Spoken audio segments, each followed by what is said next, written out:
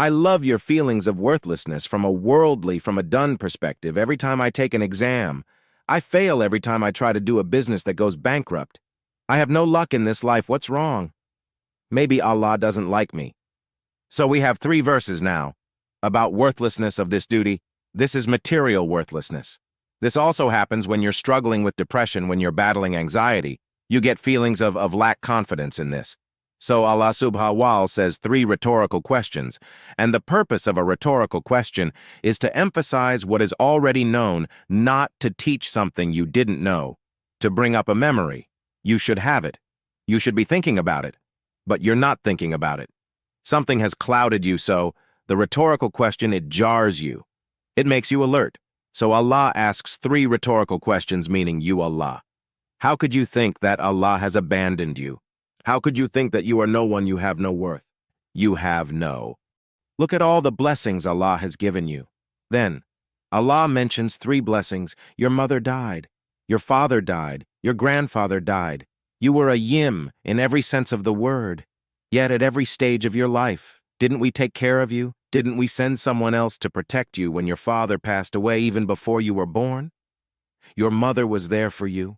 When your mother passes away, your grandfather took you when your grandfather passed away. Your uncle Abu Talib took you to every stage of your life. Your vulnerability was protected by Allah. You didn't know the truth you used to go to. You used to be praying to Allah to guide you. You don't know how to worship Allah. You didn't know the details of the details of the Quran.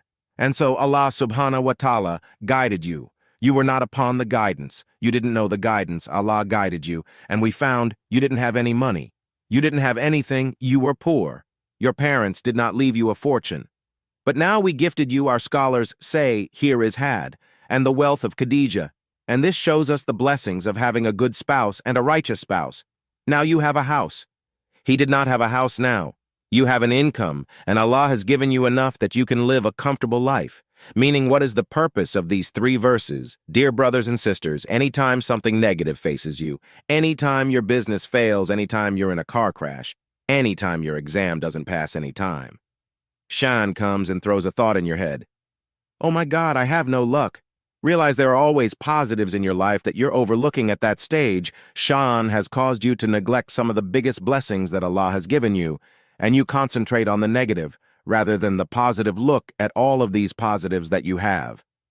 How could you ever have thought that Allah abandoned you, Allah neglected you, Allah hated you? How is that even possible? At every stage of your life, Allah blessed you with all of these things. So we learn from this. When feelings of worthlessness come, when feelings of despair come, don't look at the negatives. Don't look at the failures. Remind yourselves of the positive. Okay, this didn't work out, but Allah blessed me with that. Okay, maybe I don't have something, but I have something else. Always look at the positives rather than the negatives. Always concentrate on the blessings and examine them rather than what you don't.